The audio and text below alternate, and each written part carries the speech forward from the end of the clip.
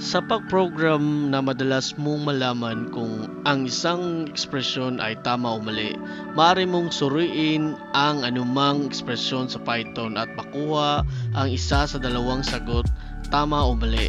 Kapag inahambing mo ang dalawang halaga sa ekspresyon ay sinusuri at ibabalik ng Python ang sagot ng Boolean expression. Open your base code, and then our topic for today is all about Boolean expression. So before that, please don't forget to subscribe and hit the bell button for future update. And then now I am going to create a simple variable. So A is equal to 10. Oh, then B is equal to 10. And then magpiprint po ako dito. Then call natin yung variable si A. Tapos lagay ako ng Boolean expressions like greater than is equal to B. So expected natin dito is false kasi equal sila. Then click natin yung green button to run. Then please wait for the process. Yan, false. Gagawin natin dito, palitan natin yung Boolean expression which is dalawang equal, 1 and 2. And save. So it will be true. Yan. And also we can do this like this, less than is equal to. It will be remain true because once lumagpas na siya dito sa condition, it will be determining na meron pang equal sign dito. So click natin yung green button again. Yes, it will be true. And gagawa pa ako ng another sample which is direct. Print natin. Yan. Tapos try natin 5 is greater than 4. Of course, it will be false. Yan. Kasi mas malaki si 5. Then next, gagawa pa tayo ng another sample here. Put natin si bool, which is another reserved keyword din ni Python. So here gagawa lang tayo ng simple string na hello, tapos another here int. Then tapos lagyan lang natin dito na 1 2 3, and then here gawa tayo ng dictionary. Tapos lagay dito, and then name yung value, tapos yung keys is ninja. Tapos lagay pa tayo ng last one value which is age, and then 27. Diyan. Okay, save. So it will be true. Tatlong true.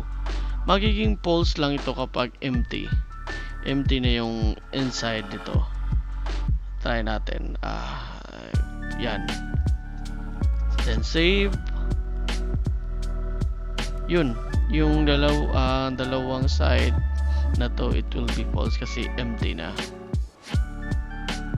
Ang gagawin natin is we are going to create if else with Boolean expression.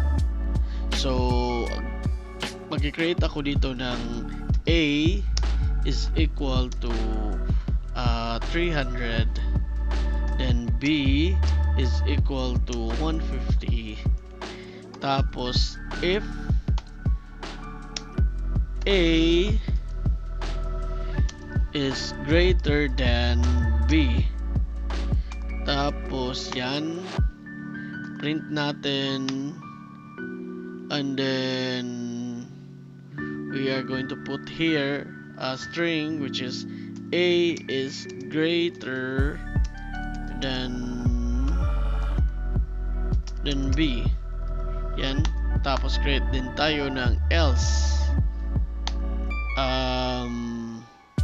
Here. Tapos print natin a is less than b. Yan. So it will be a is greater than b. So yan, wait lang natin yung process. Yun, correct. A is greater than b. So to make it false yung statement, palitan lang natin yung boolean expression ng less than. Yan. So expected natin pupunta siya sa else. Magiging a is less than b. So what if same value lang yung nandito? Create natin 300, tapos palitan natin yung boolean expression ng equals. Then saan kaya to pupunta? So expected natin dito pupunta siya dito sa if statement. So make it palitan lang natin ng string which is equal para hindi masagwa tignan when it comes to output. So click natin yan and wait for the process. Yes, it's correct. A is equal to B. So however, pwede natin din gamitin to. A is greater than or equal to B. So yan.